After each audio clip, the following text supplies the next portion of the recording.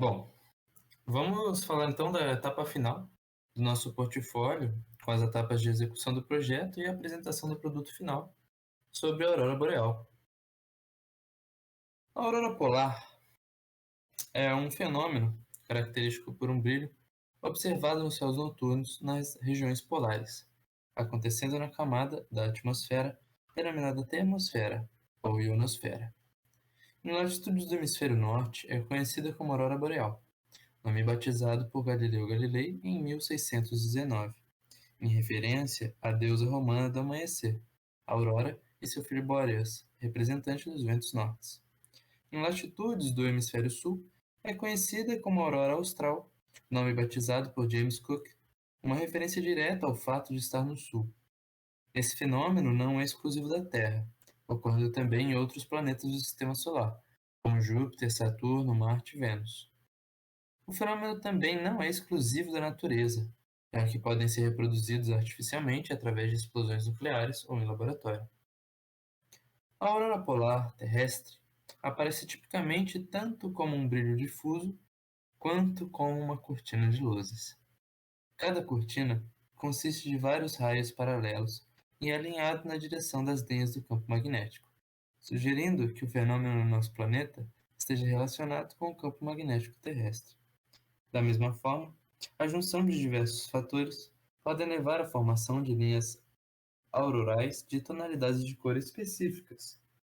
Apesar de suas luzes às vezes parecerem tocar o chão, a altura mais baixa de sua formação fica a cerca de 100 km da superfície.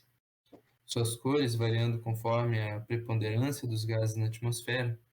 Algumas vezes são formados arcos, sendo o resultado da interação das partículas oriundas dos ventos solares com os gases presentes na atmosfera dos planetas. A ocorrência da aurora polar está associada aos ventos solares, que têm origem na camada mais externa do Sol, chamada de coroa. Os ventos solares correspondem a um conjunto de partículas oriundas do plasma do Sol, como o elétron e prótons, que em altíssimas temperaturas e velocidades são emitidas em todas as direções do espaço, o que inclui o nosso planeta. Quando isso ocorre de forma violenta e em alta intensidade, temos a ocorrência de uma tempestade solar. Devido à presença de um escudo magnético, nem todas as partículas chegam até a atmosfera terrestre. Aquelas que interagem com a camada mais externa do planeta acabam sendo direcionadas para os polos por meio da ação do campo magnético. A interação dos gases presentes na atmosfera, precisamente na ionosfera, com os prótons e elétrons emitidos pelo Sol, são os responsáveis pela produção da fluorescência característica das auroras polares. Agora, a gente vai falar do experimento. Bom, nos materiais utilizados, usamos uma lâmpada fluorescente, um ferro de 4 pontas para testar o gerador, um bastão de madeira com uma esfera na ponta para também testar o gerador, uma esfera oca e o gerador de Landgraf.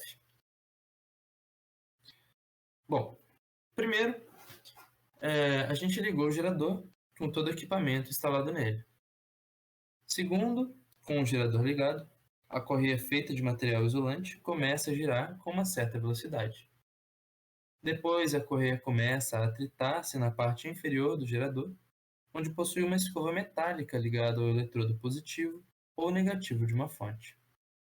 Esse movimento faz eletrizar a correia, que posteriormente chega na parte superior e toca uma segunda escova que está em contato com a camada esférica do gerador. Cargas elétricas de sinal oposto ao da correia penetram por ela, deixando a esfera do gerador eletricamente carregada e capaz de gerar altas tensões elétricas ao seu redor. E os resultados disso?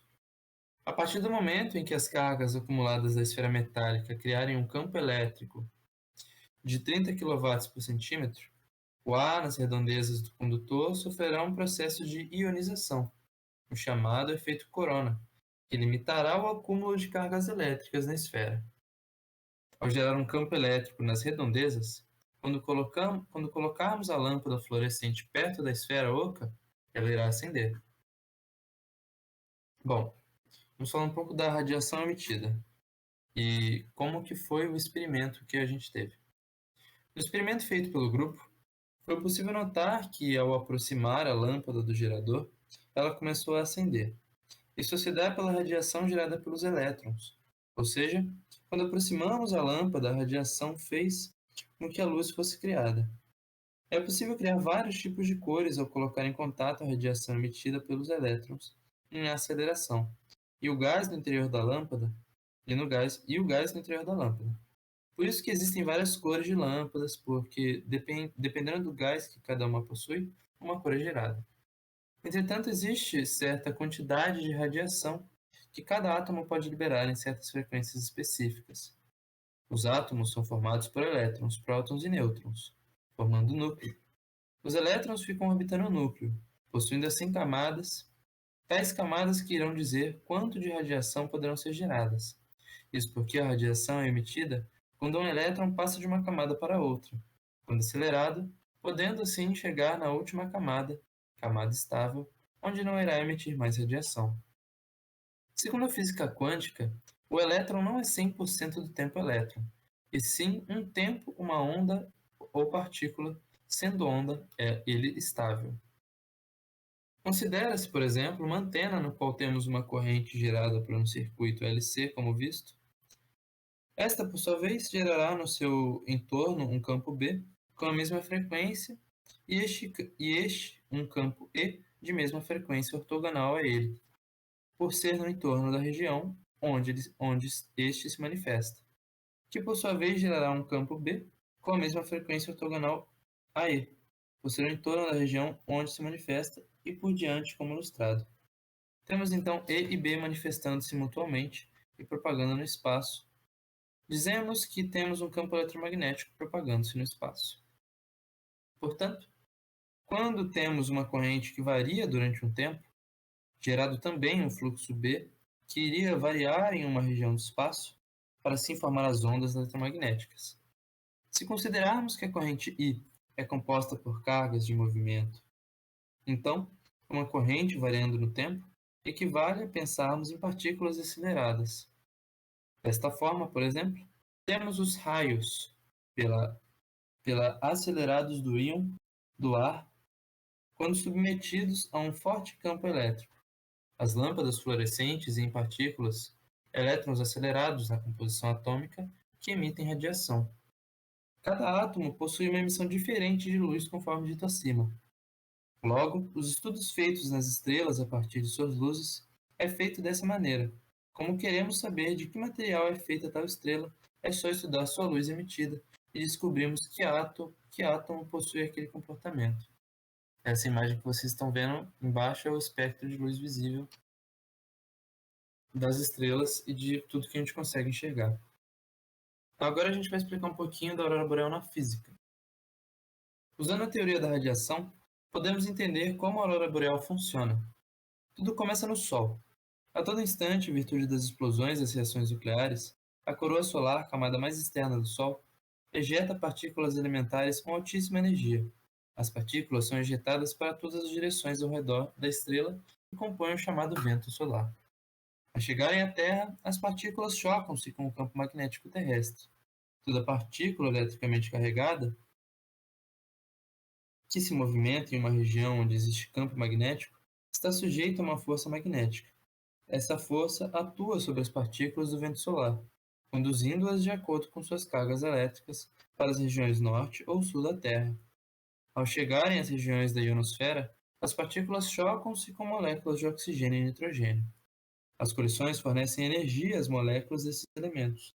Assim, os elétrons constituintes dessas moléculas posicionam-se em camadas mais energéticas. Ao retornarem para a camada de origem, os elétrons de oxigênio e do nitrogênio liberam a luz que ilumina os céus. Processo semelhante a esse ocorre no funcionamento de uma lâmpada fluorescente. Entretanto, o funcionamento do planeta não é tão simples como uma lâmpada e seus gases dentro. A Terra possui um campo magnético que protege contra os raios solares e raios cósmicos. É possível ver esta barreira quando fragmentos do Sol eletricamente carregados colidem com o campo magnético, formando assim a aurora boreal.